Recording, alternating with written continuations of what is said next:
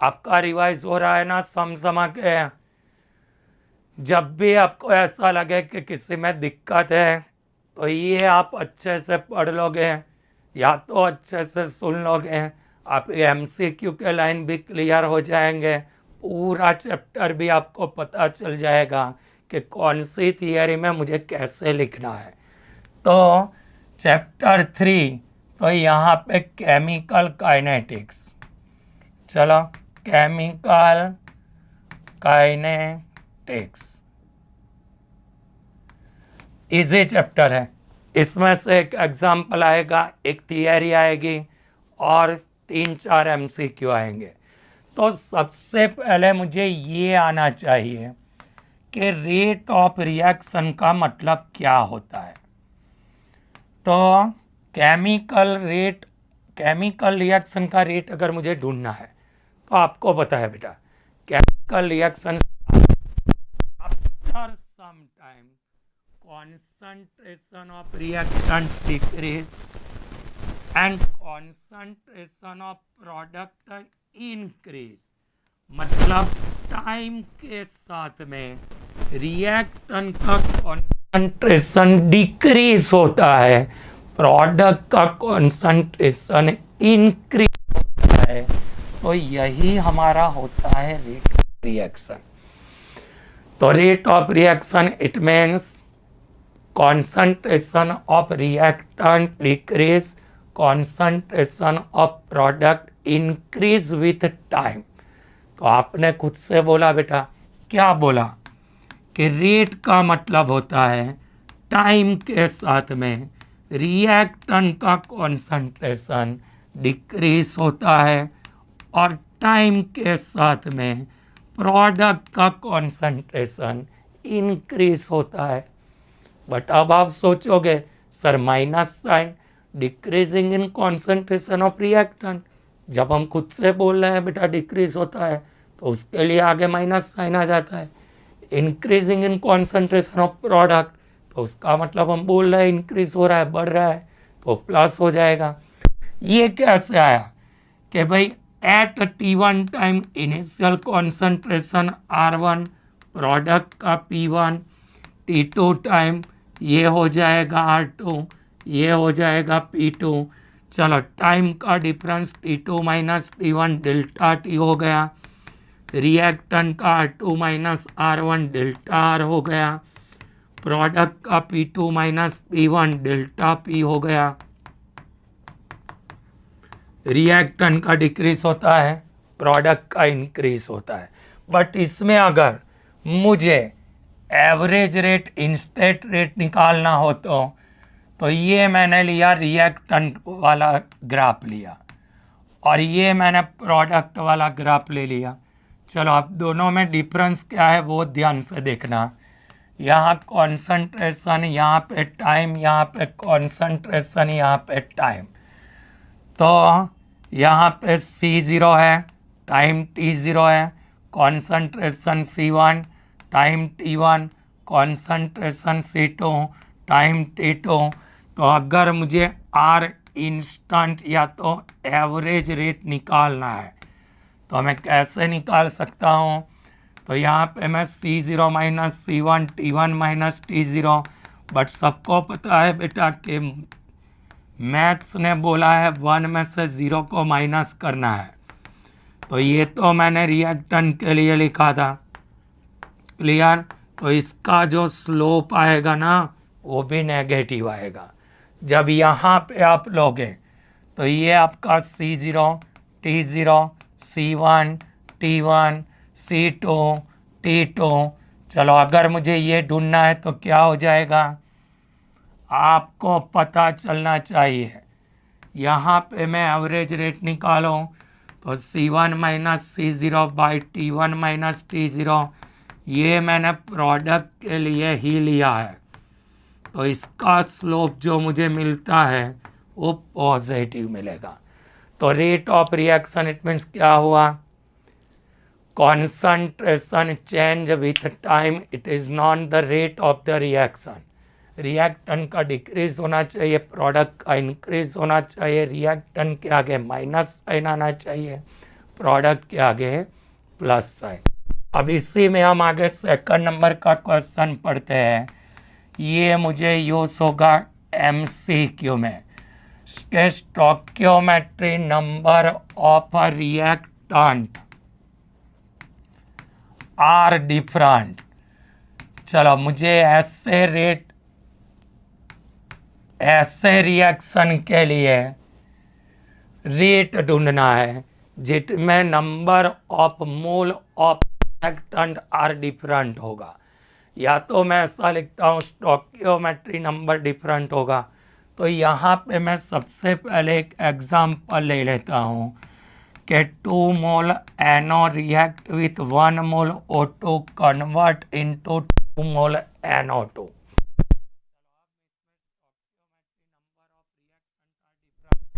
अगर मुझे इसका रेट लिखना है तो मैं रेट इक्वल टू क्या लिख सकता हूँ।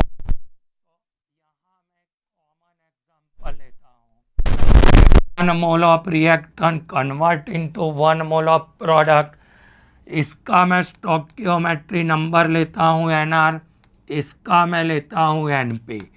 तो अगर मुझे रेट ऑफ रिएक्शन लिखना है, ये चला जाएगा डिवाइड में, ये हो गया dR/dt, या तो डेल्टा लिखो +1 ओवर NP dP/dt। तो ये 1 ओवर कैसे हो गया? क्यों मैंने डिवाइड में लिखा, क्यों मल्टीप्लाई में नहीं लिखा?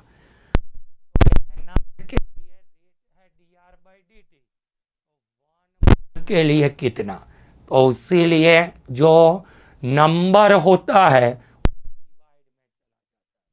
के लिए मुझे लिखना है तो क्या लिखूंगा,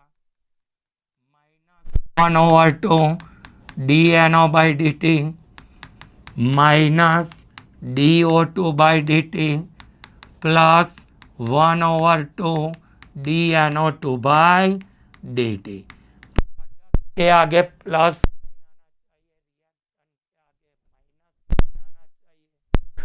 आपने लिया है आगे नंबर, वो डिवाइड में जाना चाहिए। और एक रिएक्शन हम लेते हैं 5Br minus plus BrO3 minus plus 6H plus convert into 3Br2 plus 3H2O।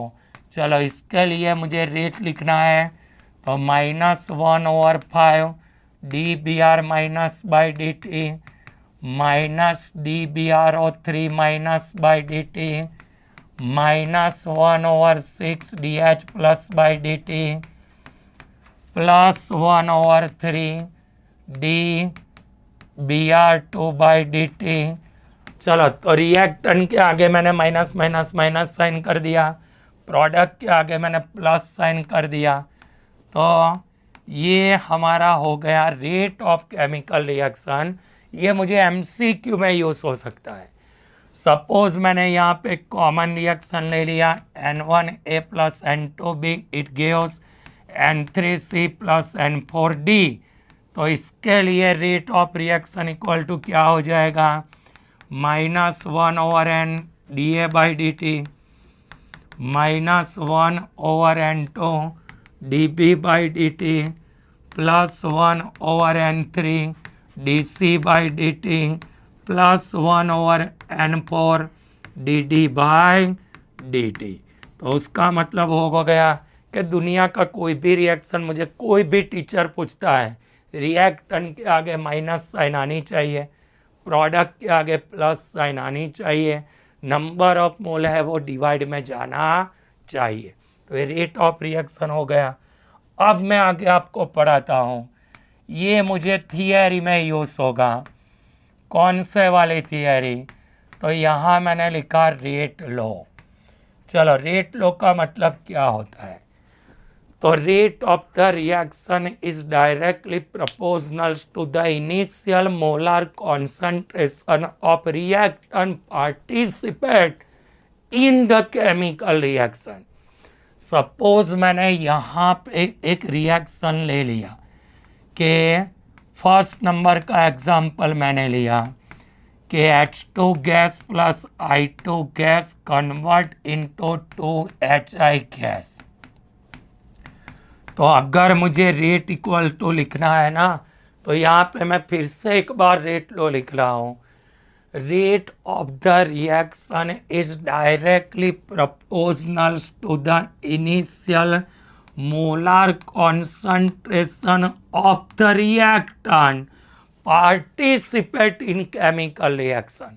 मतलब आगे जाने के लिए H2I2 का यूज़ किया है। ये तो आप 11th स्टैंडर्ड में इक्विलिब्रियम में भी पढ़े हो कि जो रिएक्टेंट पार्टिसिपेट करते हैं उसका जो मोलर कॉन्सेंट्रेशन होता है उस पर वो डिपेंड करता है। अब इसी में आगे जब हम इसको निकाल देंगे तो यहाँ पे के लिख देंगे। के हमारा क्या है, तो ये तो हमारा रेट कांस्टेंट हो गया।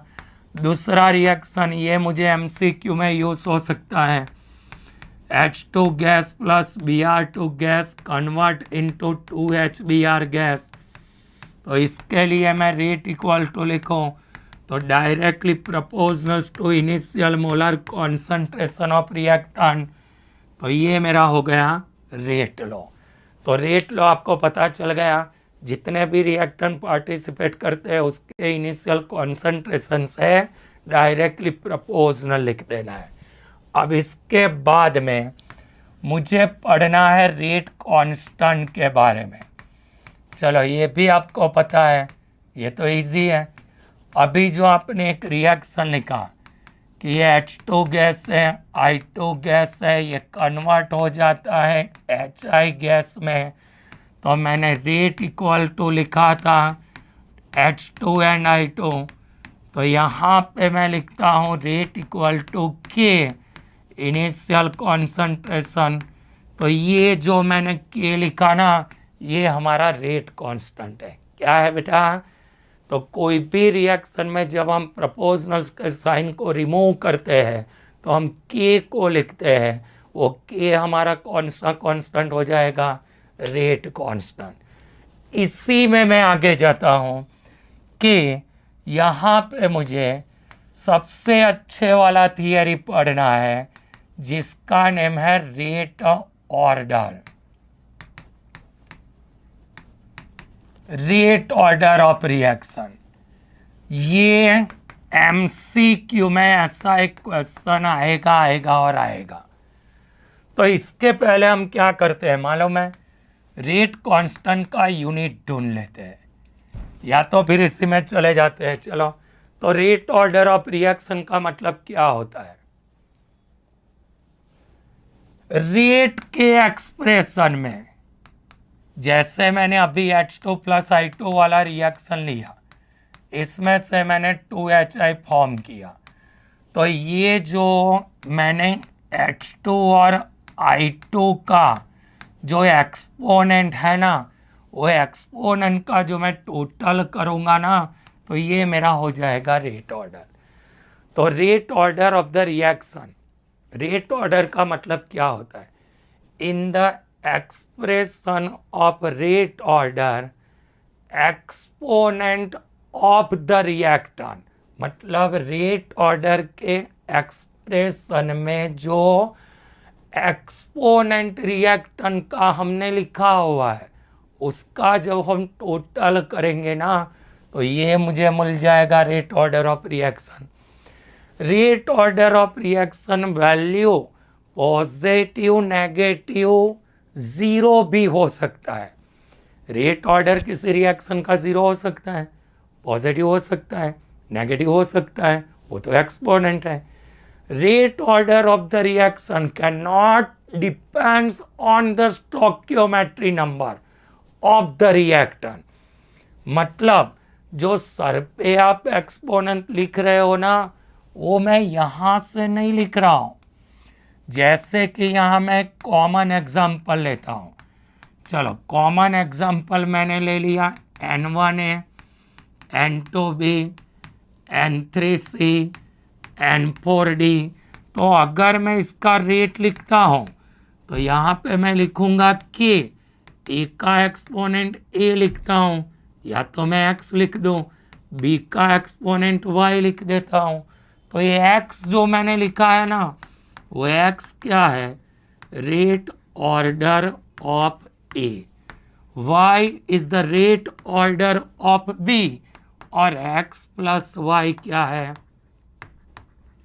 Total rate order of the reaction.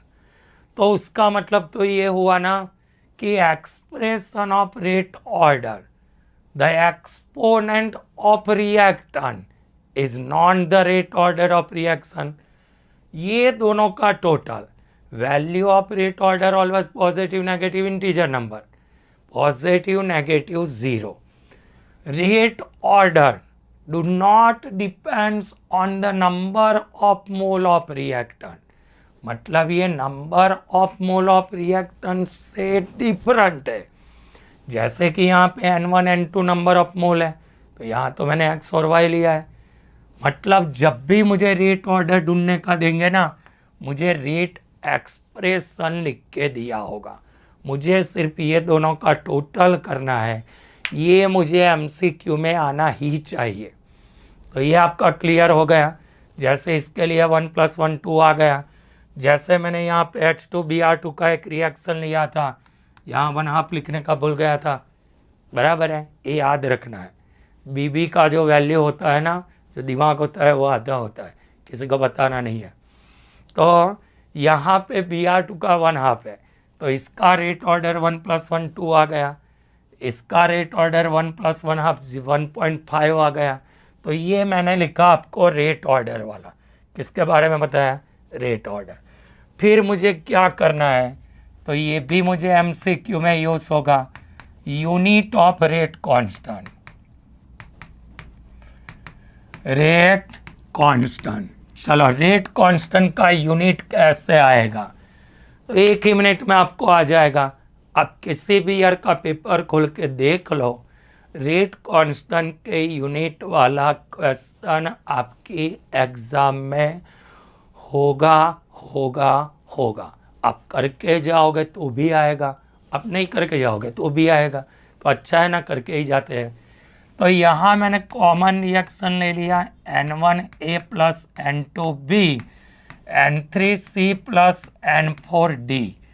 चलो इसका मैंने लिखा रेट इक्वल टू K, ए का एक्सपोनेंट x लिखा, b का एक्सपोनेंट y लिखा। x is the rate order of a, y is the rate order of b, unit of rate constant.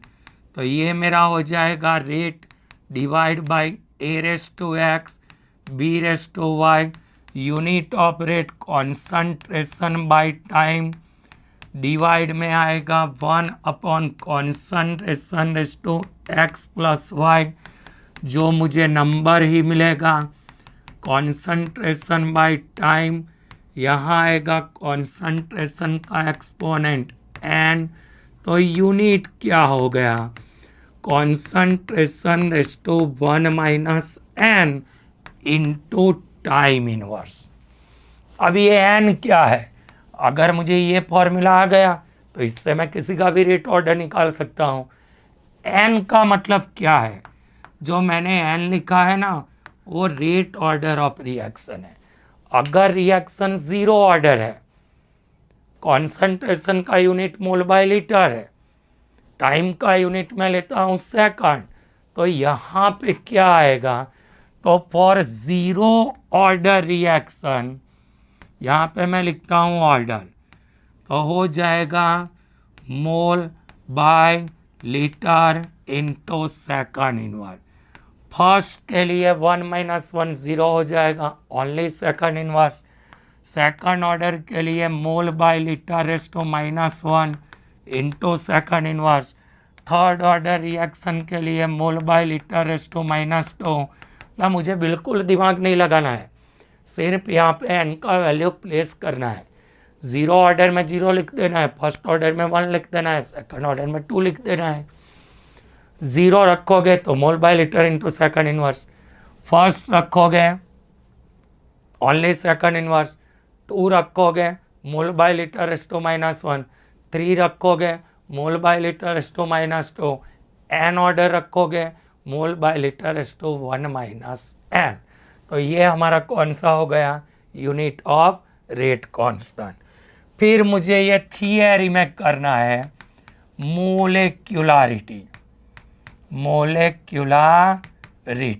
साथ में मैं बोल रहा हूँ, मतलब जब आप एनसीईआरटी पढ़ो ना, तब जो चीज़ आपको ना दिखे वो चीज़ आपको खुद से एनसीईआरटी में ऐड कर देनी है। तो ये मुझे थियरी प्लस एमसीक्यू दोनों में यूज़ होगा। तो number of mole of reactant participate in chemical reaction, number of mole of reactant participate in chemical reaction is known the molecularity of the reaction।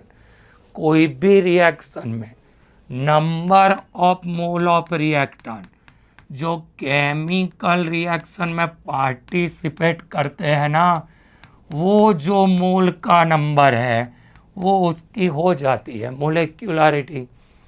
But value of molecularity always positive integer number। मोलेक्युलरिटी कभी zero नहीं होता है, क्योंकि हम reaction start करते हैं तो reactant तो होता ही है। रेट ऑर्डर का वैल्यू जीरो नेगेटिव हो सकता है, but value of molecularity always positive integer number. Molecularity of the reaction is applicable for only simple reaction, do not applicable for complex reaction। जब कोई सिंपल रिएक्शन होगा ना, तो उसके लिए हम मोलेक्युलरिटी को एप्लीकेबल कर सकते हैं, बट कॉम्प्लेक्स रिएक्शन के लिए मोलेक्युलरिटी का कोई मतलब नहीं निकलता है। अब उसी में ये स्टेप आपकी बुक में नहीं दिया है कि second and third order reaction, अगर कोई रिएक्शन सेकंड या थर्ड ऑर्डर है तो उसका मोलेक्युलरिटी का वैल्यू और रेट ऑर्डर का वैल्यू सेम हो जाएगा। अब आप सोचोगे सर ऐसा कैसे होता है, तो देखो यहाँ पे इसका मोलेक्युलरिटी मुझे ढूंढना है। तो 1 मोल HI 1 मोल I2, तो मोलेक्युलरिटी ऑफ रिएक्शन तो इसका मैंने रेट लिख दिया, तो कि H2 और I2 लिख दिया। तो इसका मुझे ऑर्डर ऑफ रिएक्शन ढूंढना है, तो ये भी मेरा 1 + 1 2 हो गया। तो rate order and molecularity for the second and third order reaction are same हो जाएगा। जब सेकंड थर्ड ऑर्डर का रिएक्शन होगा ना, तो दोनों का वैल्यू कैसा हो जाएगा बेटा, सेम। तो ये भी खत्म हो गया मोलेक्युलरिटी। इसके बाद में ये मुझे थियरी में करना है, ये दोनों में से एक शायद इस बार आ जाएगा, ज़ीरो ऑर्डर रिएक्शन। चलो ज़ीरो ऑर्डर रिएक्शन के लिए मुझे रेट कांस्टेंट का फॉर्मूला लाना है। तो zero order reaction it means in the expression of rate order, तो rate of the reaction is directly proportional to the zero power of the reactant. बस इसी से मेरा थियरी खत्म हो जाता है। ज़ीरो ऑर्डर का मतलब क्या होता है, रिएक्टेंट का ऑर्डर ज़ीरो होता है। अब मुझे इसको सिंप्लीफाई कर देना है बेटा, अपने आप थियरी खत्म हो जाती है। देखो हम सिंप्लीफाई करते हैं, -dr/dt के r⁻0, सबको पता है बेटा r⁻0 का मतलब 1 हो जाता है। चलो सब कचरा सामने ले जाते हैं, -k/dt, apply integration both side, constant always बार रहता है। चलो इसका इंटीग्रेशन हो गया r -kt + c, इसको मैंने दे दिया नंबर 1। चलो एट t = 0 टाइम हमारा कॉन्संट्रेशन भी होगा r0, जिसको हम इनिशियल बोलते हैं। ये स्क्वायर वाला बॉक्स भूल गए ना, होल क्वेश्चन के 0 मार्क्स मिल जाएंगे। चलो वैल्यू पुट इनटू इक्वेशन 1, तो यहाँ पे मेरा कॉन्सेंट्रेशन सी का वैल्यू आ गया R0। अब मैं इसको यहाँ पे पुट कर देता हूँ, तो ये हो गया R minus KT plus R0, इसको मैंने दे दिया number 2। Compare to linear equation y equal to mx plus c, graph आएगा R वर्सेस T का, ऐसा ग्राफ आ जाएगा। पूछो क्यों? कॉन्सेंट्रेशन डिक्रीज होता है, तो इसमें जितने भी ग्राफ है ऊपर से नीचे डंडा खींच लेना है। चलो ये हमारा क्या हो गया, इंटरसेप्ट का वैल्यू आएगा R0 जितना यहाँ पे दिखता है, और स्लोप का वैल्यू कितना आएगा, माइनस के। ये हमारा हो गया स्लोप माइनस के। तो अगर ये थियरी के फॉर्म में नहीं आया तो ये दोनों में से एक MCQ 100% आएगा। 0 ऑर्डर फर्स्ट ऑर्डर अरहेनियस से MCQs आते हैं, बराबर है। तो फिर से एक बार, rate of the reaction 0 power of the concentration of the reactant, ये लिख दिया। यहाँ 1 हो गया, एक साइड कचरा एक साइड काम वाला, integration 1 into DR R minus के इंटू DT प्लस C, यहाँ पे 0 टाइम पे 0 ले लिया, C का वैल्यू मिल गया, वैल्यू पुट कर दिया, लीनियर के साथ में कंपेयर कर दिया, R वर्सेस T का ग्राफ ड्रॉ कर दिया, इंटरसेप्ट हो गया 0, स्लोप आया माइनस के। बट अगर किसी ने मुझे पूछा कि 0 ऑर्डर का एग्जाम्पल क्या है, चलो सबसे पहले यहाँ हम के वाला फॉर्मूला ढूंढ लेते हैं ना। तो मुझे तो के का फॉर्मूला चाहिए, तो हमारा रिएक्शन था माइनस KT प्लस R0।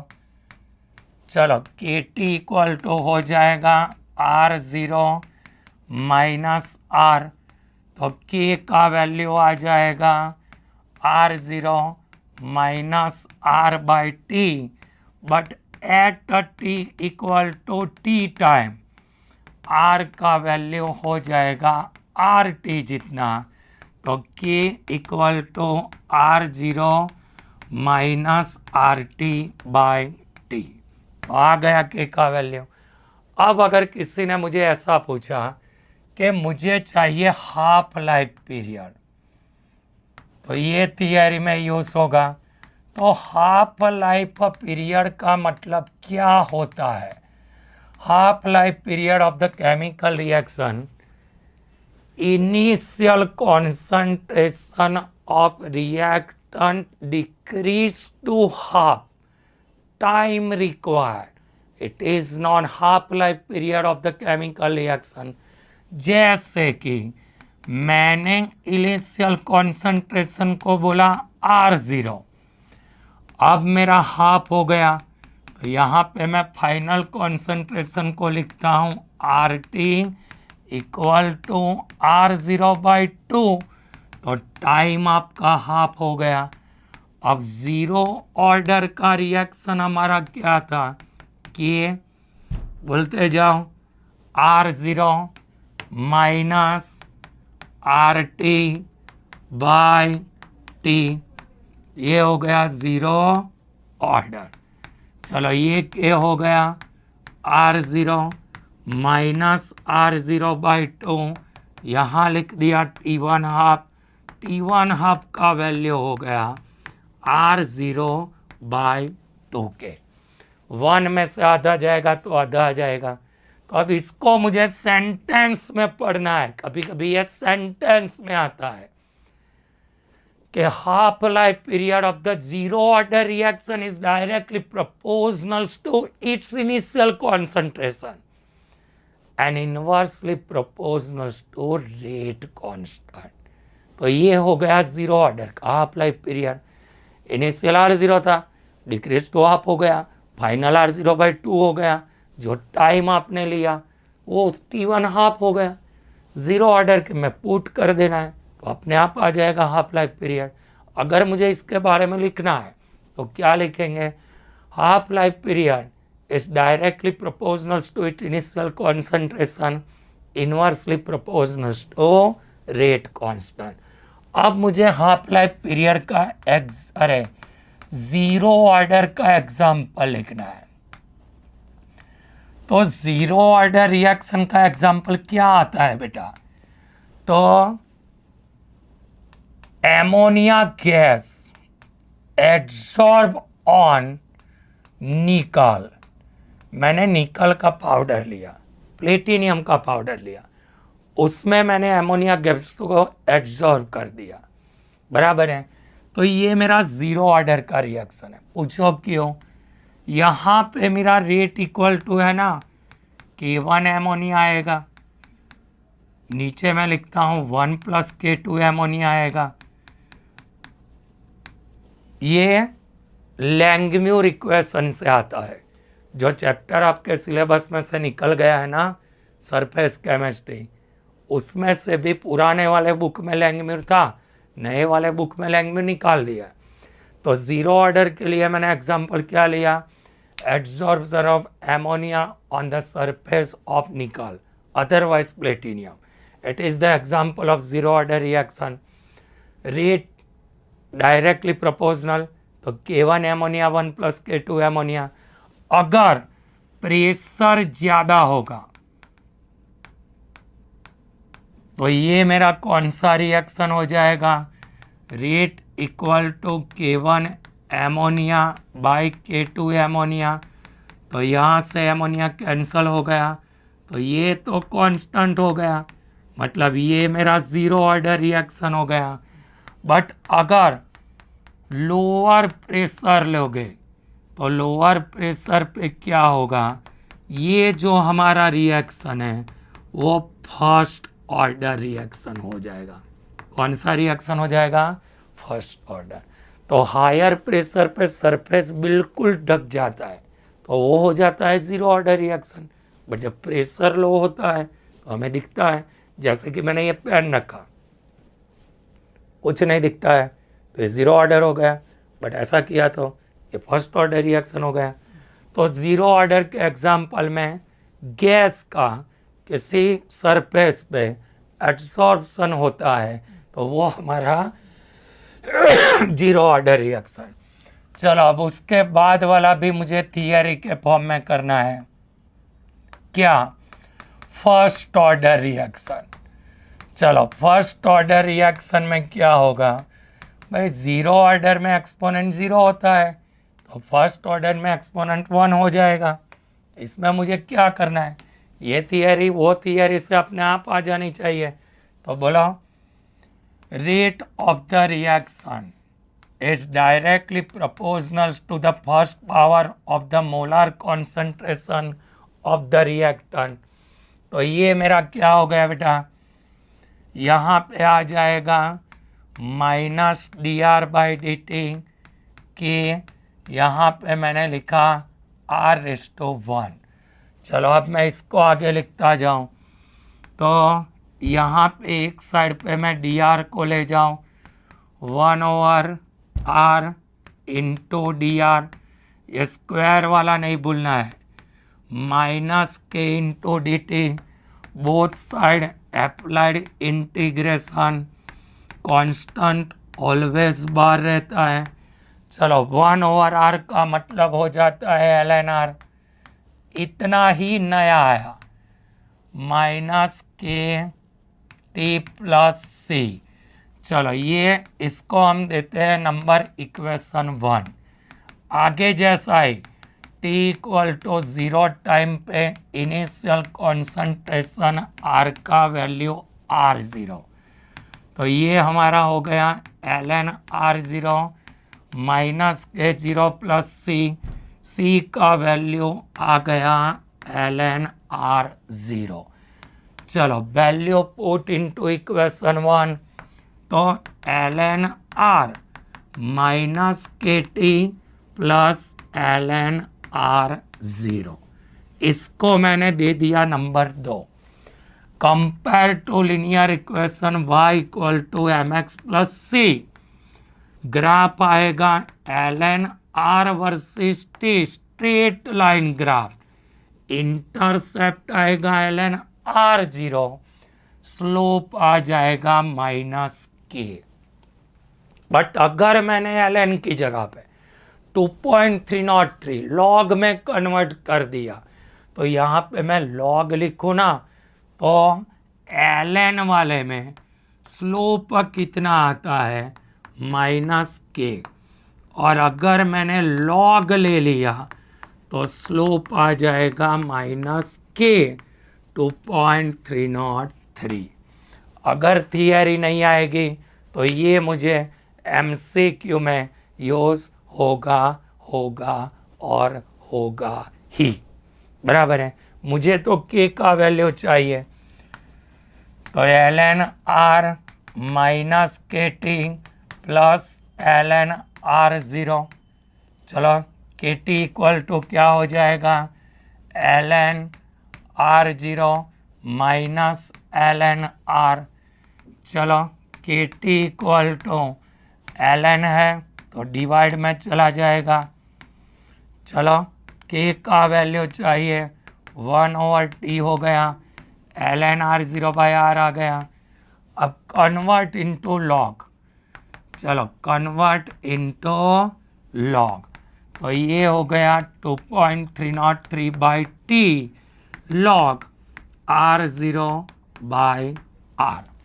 ये सबसे ज़्यादा एग्जाम्पल इस फॉर्मूला से है, और बोर्ड एग्जाम में ये फॉर्मूला कैलकुलेशन एग्जाम्पल में मोस्ट MP, बहुत सारे परसेंटेज वाले एग्जाम्पल दिया है ना एक्सरसाइज में, वो अगर अच्छे से कर दोगे ना, उसमें से एक एग्जाम्पल आ जाएगा।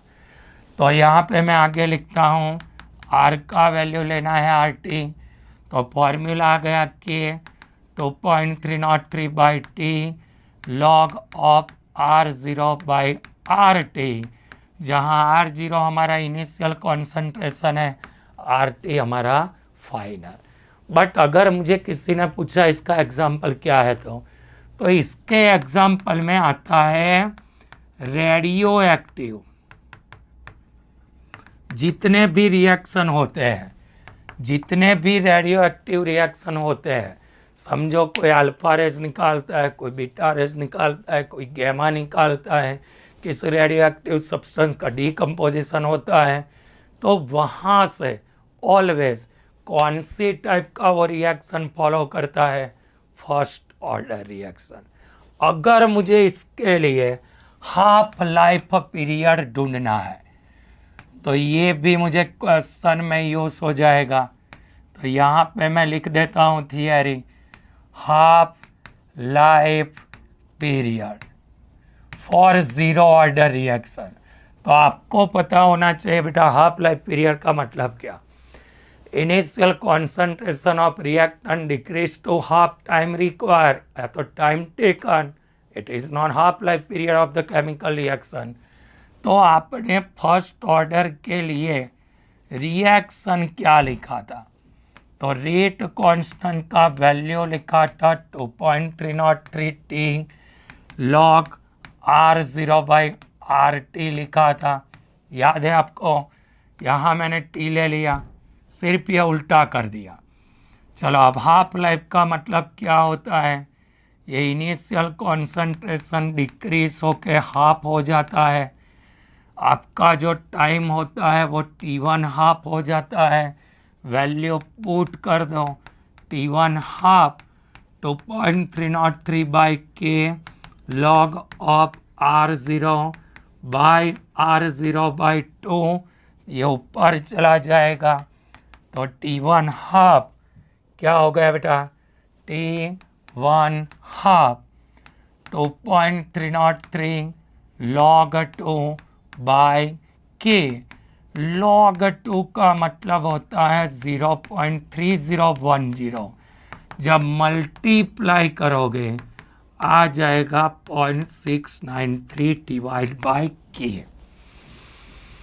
ये क्या लिखा है मुझे वो भी पढ़ने का आना चाहिए, तो इजीली पढ़ पाओगे आप। पढ़ो इसको, क्या पढ़ते हैं, half life period for the first order reaction is independent from initial concentration, ये इनिशियल कॉन्सेंट्रेशन पे डिपेंड नहीं करता है, बट रेट कांस्टेंट से इन्वर्सली प्रोपोर्शनल हो जाता है।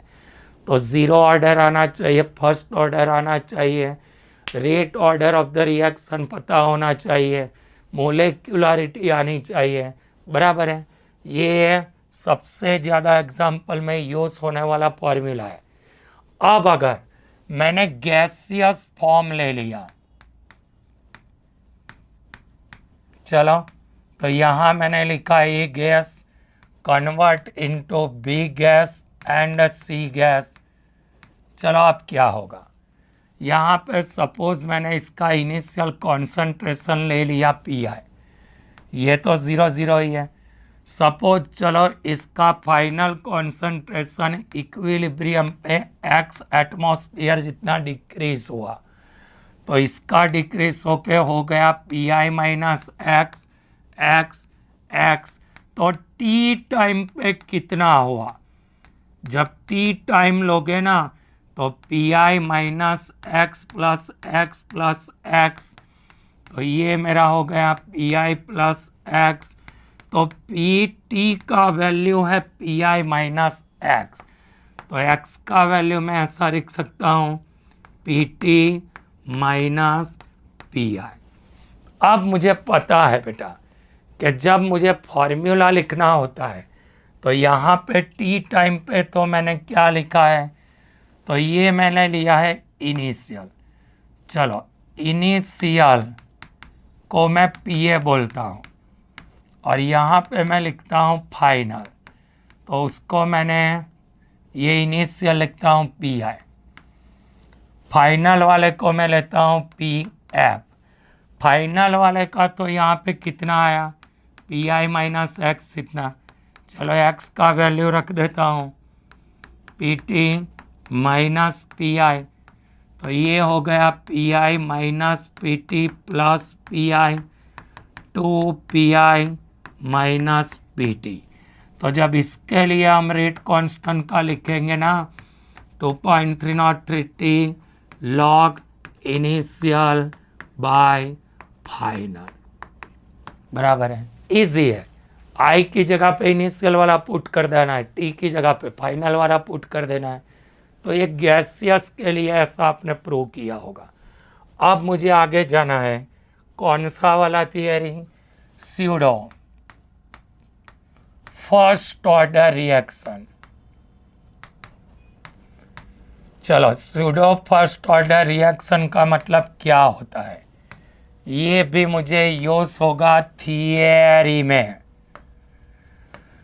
तो two reactant participate in chemical reaction, ध्यान से सुनना, two reactant in participate in chemical reaction, one reactant concentration is low, other reactant concentration is high, decreasing in concentration of other reactant, चलो decreasing in concentration of other reactant is very less। तो जब आप rate equal to लिखोगे तो real में मुझे ए और B लिखना पड़ेगा, इसने कम डिक्रीज किया है तो इसको मैं कांस्टेंट ले लेता हूँ। तो पार्टिसिपेट दो ने किया, but rate of the reaction depend on only concentration of one reactant, it is non pseudo first order reaction. Pseudo का मतलब हमें लगता है पर नहीं होता है, हमें लगता है नहीं है पर होता है, तो वो होता है स्यूडो फर्स्ट ऑर्डर रिएक्शन।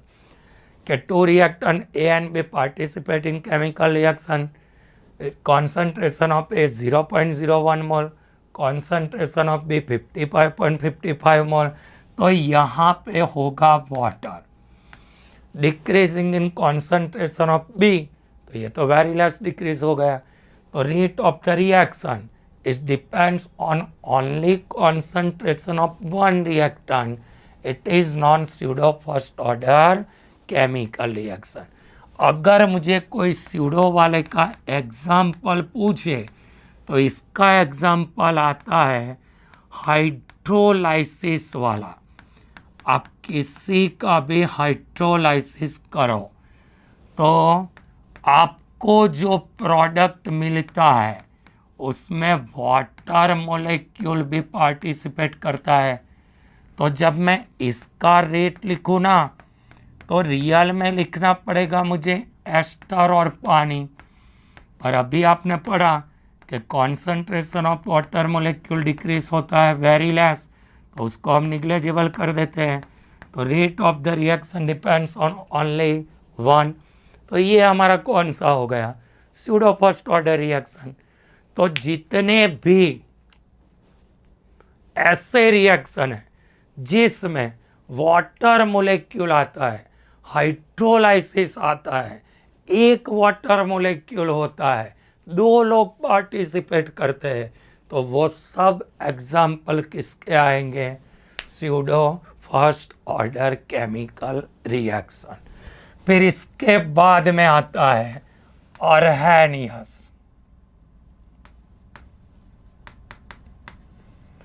चलो अर्हेनियस इक्वेशन में क्या आएगा, ये भी मुझे यूज होगा थियरी में, बराबर करना ही है।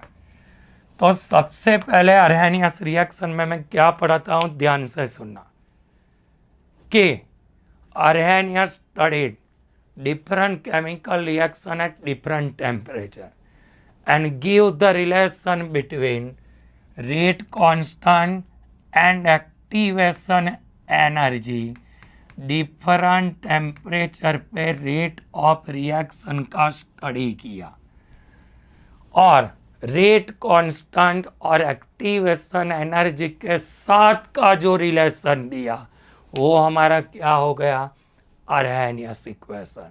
मुझे इतना ही याद रखना है, थियरी अपने आप खत्म हो जाता है। देखो कि e raise to minus E A by R T, के हमारा है रेट कांस्टेंट, ए हमारा है अर्हेनियस कांस्टेंट, ई ए हमारा है activation energy, activation energy, R हमारा है यूनिवर्सल गैस कांस्टेंट, टी हमारा है एब्सोल्यूट टेम्परेचर, क्योंकि केल्विन में लेते हैं। चलो अब उसमें उसको मुझे लीनियर जैसा बनाना है, तो दोनों साइड में एल एन अप्लाई कर दो।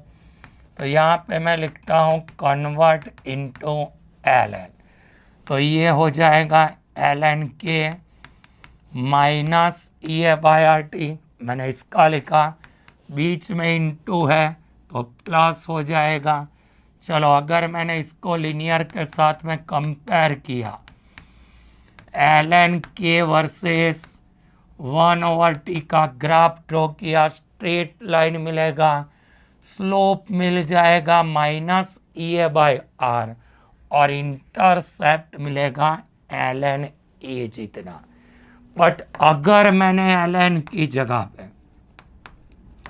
लॉग के वर्सेस 1/t लिखा तो ये भी मुझे स्ट्रेट लाइन ग्राफ मिलेगा।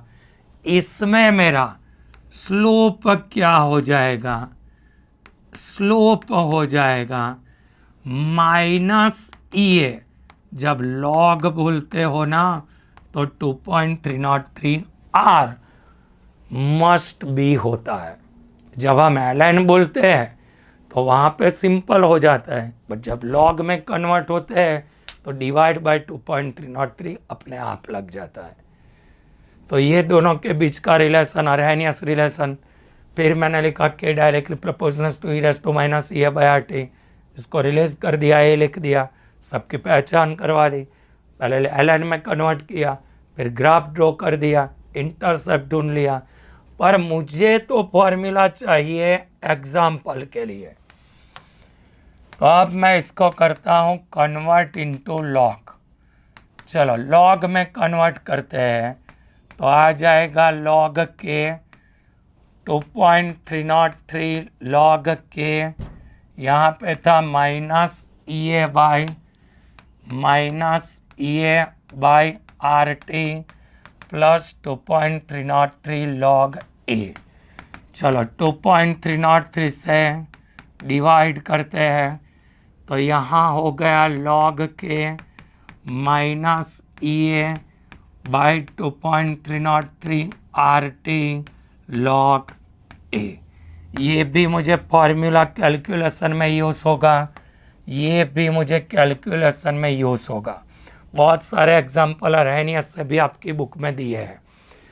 दो ही एग्जाम्पल है, एक वो टेबल वाले आते हैं जिसमें रेट ऑर्डर ढूंढना है, फिर फर्स्ट ऑर्डर वाले बहुत सारे हैं, फिर अरहेनियस वाले 10 एक एग्जाम्पल है। चलो ये हो गया बेटा। अब इसमें हम log K वर्सेस 1/t का ग्राफ ड्रॉ करेंगे। स्ट्रेट लाइन ग्राफ मिलेगा, स्लोप मिलेगा minus EA by 2.303R, intercept मिल जाएगा log A। बट अगर मैंने T1 टेम्परेचर लिया तो रेट कांस्टेंट हमारा K1 हो जाएगा। तो यहाँ T2 लोगे तो रेट कांस्टेंट हमारा K2 हो जाएगा। चलो यहाँ पे रेट कांस्टेंट हो गया K2, तो यहाँ पे पहले हम 1 वाला लिख देते हैं, log K1 minus EA by 2.303 RT1 plus log A। Number 2 दिया log K2 minus EA by 2.303 RT2 log A। चलो इसमें से इसको माइनस कर दिया, log K2 minus K1 EA by 2.303 R 1/T1 minus 1/T2। If value of T1 T2 K1 K2 are known, तो activation energy में calculate कर सकता हूँ। तो अरहेनियस में मुझे सिर्फ इसी से आ जाना चाहिए। अब अगर आगे मुझे किसी ने पूछा कि टेम्परेचर के साथ में चेंज कैसे होता है, तो सम केमिकल रिएक्शन ऐसे होते हैं जिसमें आप टेम्परेचर 10 डिग्री सेल्सियस इंक्रीज कर दो ना, तो भी उसका रेट ऑफ रिएक्शन डबल हो जाता है। तो ऐसे रिएक्शन में क्या होता है पता है, रिएक्टेंट के पास में मिनिमम एनर्जी होता है, एक्टिवेशन एनर्जी होता है, तो वो इजीली रिएक्शन को स्टार्ट कर देता है।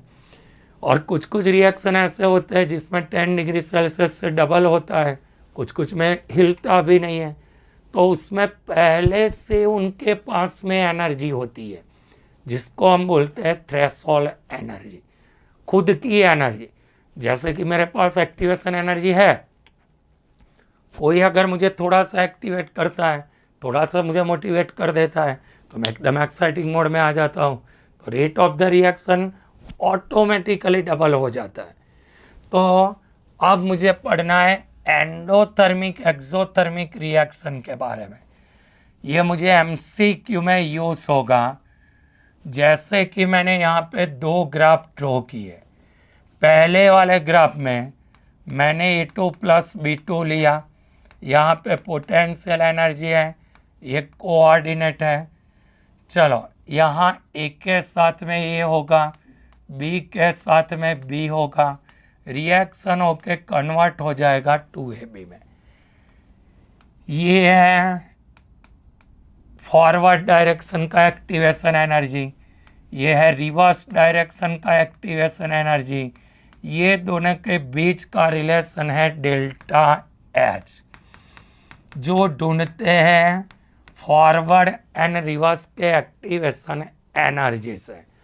अगर फॉरवर्ड वाला ज़्यादा होता है तो यहाँ पे डेल्टा H का वैल्यू पॉजिटिव हो जाता है, तो ये हमारा हो जाता है एंडोथर्मिक रिएक्शन, क्योंकि वैल्यू पॉजिटिव आया। दूसरे रिएक्शन में मैंने उल्टा किया कि पोटेंशियल एनर्जी जो होता है ये, और ये हमारा है रिवर्स वाले का, तो यहाँ पे मुझे डेल्टा H का वैल्यू नेगेटिव मिल गया, तो उसका मतलब एनर्जी रिमूव हुआ, तो ये मेरा हो गया एक्सोथर्मिक रिएक्शन। तो ये मुझे MCQ में यूज़ हो सकता है कि एंडोथर्मिक एक्सोथर्मिक रिएक्शन का मतलब क्या होता है। तो जब डेल्टा एच का वैल्यू पॉजिटिव आ जाता है, फॉरवर्ड वाले का रिवर्स वाले से ज़्यादा होता है तो प्लस में वैल्यू आएगा, और रिवर्स वाले का ज़्यादा होगा तो माइनस में वैल्यू आएगा। डेल्टा एच पॉजिटिव होता है तो एंडोथर्मिक रिएक्शन, नेगेटिव होता है तो एक्सोथर्मिक। अब उसके बाद वाला लास्ट थियरी जो आपको पता है, कोलिजन वाला, ये भी मुझे थियरी के फॉर्म में यूज हो सकता है। बेटा सबसे इजी थियरी है। तो सबसे पहले ये थियरी दिया किसने? William Lewis and Max Strauss ने दिया। कोलिजन थियरी में क्या है, जितने भी मोलेक्यूल रिएक्शन में पार्टिसिपेट करते हैं ना, वो हार्ड स्फीयर होते हैं। जब वो रिएक्शन करते हैं तो एक दूसरे के साथ में कोलाइड करते हैं। जब एक दूसरे के साथ में वो कोलिजन करते हैं तो ऐसा तो नहीं होता है बेटा कि हर बार रिएक्टेंट प्रोडक्ट में ट्रांसफर हो जाता है। नहीं, जब उसका डायरेक्शन सही होता है, उसके पास मिनिमम एक्टिवेशन एनर्जी होता है, डायरेक्शन सही होता है, तब भी मुझे प्रोडक्ट अच्छा मिलता है। जबकि आप बहुत सारी पढ़ाई करते हो, बट कभी कभी क्या होता है मालूम है, हम रॉन्ग डायरेक्शन में पढ़ाई करते हैं। जो चीज़ें इम्पोर्टेंट होती है, जो पढ़नी होती है, वो चीज़ें हम नहीं पढ़ते हैं। एग्ज़ाम के पहले अच्छे से प्रिपरेशन करना होता है, हम लोग नहीं करते हैं। जब एग्ज़ाम नियर बाय आ जाता है तब हम प्रिपरेशन करने बैठ जाते हैं। फिर क्या होता है, आप लास्ट में फंस जाते हो, आपकी एनर्जी भी ज़्यादा वेस्ट होती है, मार्क कम आते हैं, अच्छे से पढ़ाई नहीं कर पाते हो, डिस्टर्ब हो जाते हो। तो ये ऐसा ही है कि molecule reactant participate in chemical reaction hard sphere. After chemical reaction collide with each other, minimum activation energy, proper direction, तो convert into proper product. But अगर उसके पास में डायरेक्शन सही नहीं होगा तो आपको प्रोडक्ट सही नहीं मिलेगा। तो यहाँ जो मुझे एग्जाम्पल लेना है ना, वो SN2 वाला एग्जाम्पल लेना है। जैसे कि ये plus B convert into product हो गया, मुझे यहाँ पे रेट इक्वल टू लिखना है। मैं ZAB लिखता हूँ। ये ZAB क्या है? ये कोलिजन फ्रीक्वेंसी है पर सेकंड में जो कोलाइड होता है।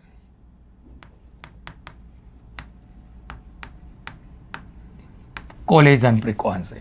तो अब मैंने एग्जांपल SN2 वाला ले लिया कि bromomethane react with hydroxyl ion. पहले वाले में मैंने इम्प्रॉपर डायरेक्शन लिया, मतलब जिस साइड पे ब्रोमीन था ना, उसी साइड से मैं OH एंटर करने गया तो यहाँ पे रिएक्शन नहीं होता है। दूसरे वाले में मैंने प्रॉपर ओरिएंटेशन लिया कि ऑपोजिट डायरेक्शन से मैं अटैच करता हूँ। तो ये राइट हैंड साइड पे था तो मैंने लेफ्ट हैंड साइड से OH को ऐड कर दिया। तो all hydrogen atom arrange in one plane. CBr bond धीमे धीमे वीक होता जाएगा, COH बॉन्ड फॉर्म हो जाएगा। मुझे ओरिजिनल अरेंजमेंट से ऑपोजिट डायरेक्शन वाला प्रोडक्ट मिलता है। तो कोलिजन में होता क्या है कि molecule participate in chemical reaction is hard sphere. After collision collide with each other, do not convert into product, minimum energy होना चाहिए, राइट डायरेक्शन में ओरिएंटेड मतलब प्रॉपर डायरेक्शन से कोलाइड होना चाहिए, तो ही मुझे प्रोडक्ट प्रॉपर मिलता है। एग्जाम्पल में ले लिया bromomethane react with hydroxyl ion, convert into methanol. जहाँ Br था वहाँ से OH को एंटर किया, डायरेक्शन प्रॉपर नहीं है तो मुझे प्रोडक्ट प्रॉपर नहीं मिला।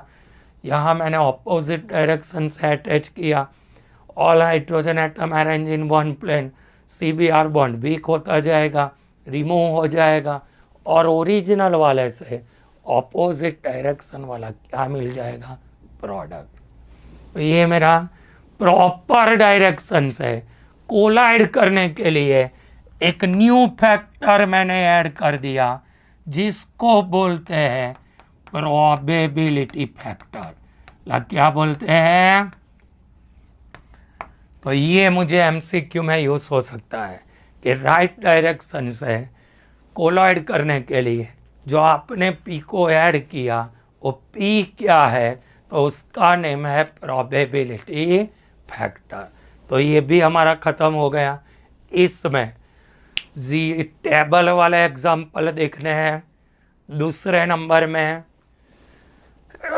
फर्स्ट ऑर्डर वाले एग्जाम्पल जो परसेंटेज वाले दिए हैं, एक्सरसाइज में दिए हैं, इंटेक्स में दिए हैं। थर्ड नंबर में एग्जाम्पल कौन से वाले देखने हैं? अरेनियस वाले। ला मज़ा आ रहा है कि नहीं आ रहा है? ये तीसरा चैप्टर आपका रिवाइज हो गया। मुझे कमेंट करके लिखो तो मज़ा आ रहा है कि नहीं आ रहा है।